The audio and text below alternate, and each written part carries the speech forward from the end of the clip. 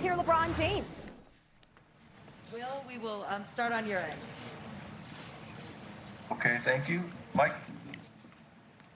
Hey, LeBron, Mike Trudell in LA. I believe you would have just finished your junior year in high school, 2002. Kobe and Shaq both go for 30-plus against the Nets. Game 3, the finals. You, of course, were then drafted the next year. You and AD, it's the first time Lakers teammates have done that since then. Just wondered if you were, like, your thoughts on the Kobe-Shaq dynamic and kind of what it's like going through a game like today with AD, especially at a similar level of efficiency. You know, obviously being in high school and watching the Kobe-Shaq duo, it was the most dominant duo that I have personally seen in my life from a basketball perspective. Hadn't seen, obviously, we knew the force that Shaq brought to the table, but the elegance and force that Kobe played with as well. They were very dominant in what they did on the floor, on both sides of the floor. So to be in a conversation with those two guys, myself and Anthony, or myself and AD, he's going to kill me. Myself and AD, it's just very humbling because, I mean, I know I grew up watching those guys. I grew up admiring Kobe, obviously, for, you know, kid coming straight out of high school. So, you know, admired that kid that was young and got the opportunity, and obviously the force that Shaq played with. So just very humbling, and we're happy that we can be even mentioned with those greats.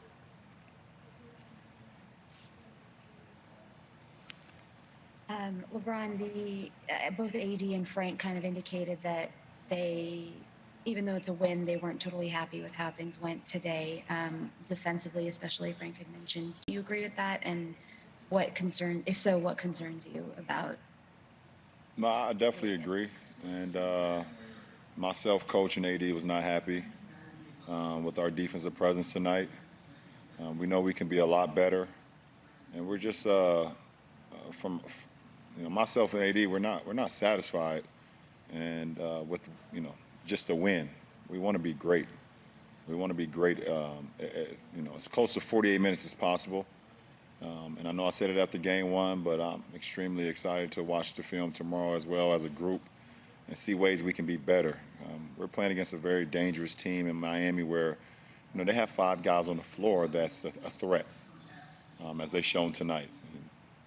So we have to continue to stay on our P's and Q's and cross our T's and dot our I's throughout the course of the game. And just, you know, if we have a breakdown, being able to cover for one another, but they do a great job of putting your defense in positions that you may not be accustomed to. So we definitely was not happy with our performance defensively tonight. And hopefully we can be, well, we know, not hopefully, we know we'll be better in game 3. Allison?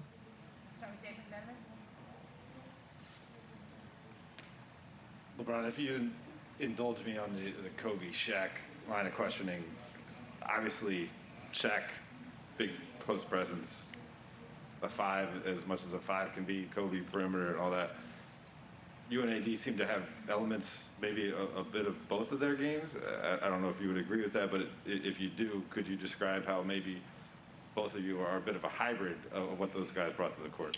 Well, I guess if you look at the sense of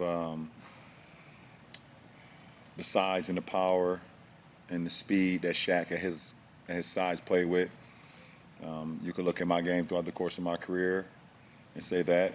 And then you look at the elegance and the ability to shoot the ball and the ability to play in the paint as well, post up, get into the perimeter. I guess you can say that you can have some of AD's game that can compare to Kobe's game in that sense. Obviously, we're all 4 of us, we're all different positions. You know, Kobe was a natural 2 guard. I'm kind of I don't know, whatever position. Shaq is a center, and AD is kind of a hybrid as well. So, but I guess all 4 of us, we have a winning mentality, and we just try to make enough plays out on the floor throughout the course of the game that would benefit not only ourselves individually, but for the most important thing, for the better of the team.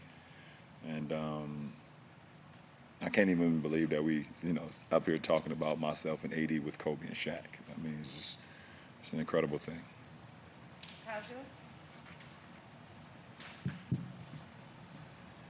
In the third quarter, you guys had an 18-point lead. and pretty close to that point, the Heat had a timeout, and UD was talking to the guys and really fired up. And at that point, it seemed like there was maybe a turn in momentum, and they started attacking aggressively. What do you know about UD that makes him impactful to a bench of players like that, even though he himself is not playing in the game? Just check his resume. It's that simple. I mean, he's put in the work. He's been there. He's been through everything that the Heat franchise have seen. He's seen it all. He's done it all. I mean, just check his resume. So, and he's it's not many guys that talk about it and also be about it. He's one of them. And if you want to be in a foxhole, that's somebody you want to be in a foxhole with. Dan? LeBron, you used the word force probably 6 or 7 times in the first 2 answers today. How important has your team's ability to play with force made a difference in these first 2 games? Well, I think I was talking about force because Shaq's name came up, and there's no way that you can talk about Shaq and not that word come up. From a team's perspective, I think we've done a good job of, one, not turning the ball over, but also still being able to play with force, as you would say, play with tempo offensively, get good looks, get looks that we like, make or miss, and live with the results. Now, we have to play with that type of force defensively, but also from a cerebral side as well, from thinking the game a little bit better as they're going through their offense and their pace and their force as well. We got to be a lot better, obviously, on that side. We'll send it back to Will for a couple. All right, I'll take a couple more. Andy Kamenetsky.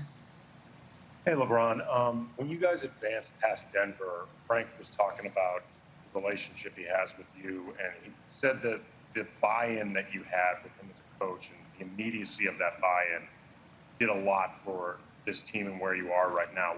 What was it about Frank that gave you that immediate buy-in and that you gravitated towards quickly? For one, from a competitive standpoint, going against Frank's teams in Indiana when we had our battles when I was in Miami, you understood how well those teams were coached. And it starts, with the head coach. And the players are an extension of the head coach. So I had that memory of that, just battling those Indiana Pacer teams. And for me, I've always been a coachable player throughout my whole life.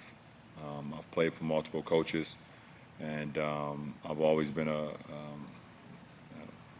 coachable player. So, the respect, more importantly, he's the head coach, and the head coach should have the respect from all his players, no matter who you are, if you're really serious about trying to make an impact or really trying to do something special. So, it was just that simple for me personally. Allison, back to you. More on this end? All right, thanks, LeBron. Appreciate it.